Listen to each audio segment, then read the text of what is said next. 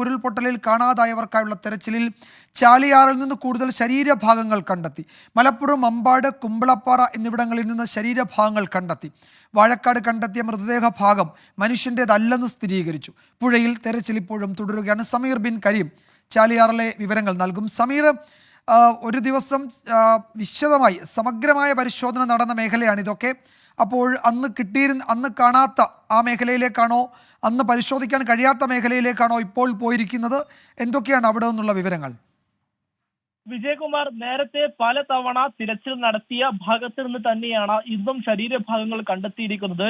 ഇന്ന് വെള്ളത്തിന്റെ അളവ് കുറഞ്ഞ സാഹചര്യത്തിലാണ് കൂടുതൽ പരിശോധന നടത്താൻ കഴിയുന്നത് എന്നുള്ളതാണ് രക്ഷാപ്രവർത്തകർ വ്യക്തമാക്കുന്നത്. ഇന്ന് പ്രധാനമായും 2 മനുഷ്യ ശരീരഭാഗങ്ങളാണ് ചാലിയാർ പുഴയിൽ നിന്ന് കണ്ടെത്തിയിരിക്കുന്നത്. ഒന്ന്, കുമ്പളപ്പാറ ഉൾവനത്തിൽ നിന്ന് ആണ് ഒരു കാൽ ഭാഗം കണ്ടെത്തിയത്. ഇത് ആദിവാസി വിഭാഗങ്ങൾ കുടുംബങ്ങൾ അറിയിച്ചതിന്റെ അടിസ്ഥാനത്തിൽ തണ്ടർബോൾട്ട് ഉൾപ്പെടെയുള്ള സേനകൾ നടത്തിയ തിരച്ചിലിലാണ് ഇത് കണ്ടെത്തിയത് എന്നുള്ളതാണ് നിലവിൽ രക്ഷാപ്രവർത്തകർ വ്യക്തമാക്കിയിട്ടുള്ളത്. അതിനു മുന്നേ മമ്പാട് ഓടായിക്കൽ ഭാഗത്ത് നിന്ന് ഒരു മനുഷ്യ ശരീരത്തിന്റെ കൈഭാഗവും കൂടി കണ്ടെത്തുന്ന ഒരു സാഹചര്യം ഉണ്ടായിരുന്നു.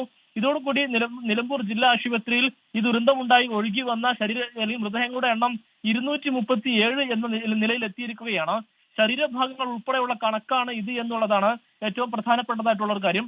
അതോടൊപ്പം തന്നെ ചാലിയാർ പുഴയുടെ വാഴക്കാട് മേഖലയിൽ നിന്നും ഒരു ശരീരം കണ്ടെത്തിയിരുന്നു. പിന്നീട് നടത്തിയ പരിശോധനയിൽ അത് മനുഷ്യന്റേതല്ല എന്ന് സ്ഥിരീകരിക്കുന്ന ഒരു സാഹചര്യം ഉണ്ടായി എന്നുള്ളതാണ് എടുത്തു പറയേണ്ടിയിരിക്കുന്ന ഒരു കാര്യം. ഇന്ന് നിലവിൽ വനത്തിലും അതോടൊപ്പം തന്നെ മറ്റുള്ള ഇടങ്ങളിലും ശക്തമായ തിരച്ചിൽ തുടരുന്നുണ്ട്. ഒന്ന്, വനത്തിൽ ഏതെങ്കിലും ഇത്തരത്തിൽ വിവരം ലഭിക്കുന്ന സാഹചര്യത്തിൽ മാത്രമാണ് ഈ വനത്തിൽ ഊർജിതമായ തിരച്ചിൽ നടക്കുക എന്നുള്ളതാണ് നിലവിൽ പോലീസ് അറിയിക്കുന്നത്. എന്നാൽ ചാലിയാറിന്റെ മറ്റിടങ്ങളിൽ, പ്രത്യേകിച്ച് പോത്തുകൽ മുതൽ നിലവിൽ വാഴക്കാട് വരെയുള്ള 70ഓളം കിലോമീറ്റർ ദൂരം നിലവിൽ തിരച്ചിൽ പുരോഗമിച്ചുകൊണ്ടിരിക്കുകയാണ്.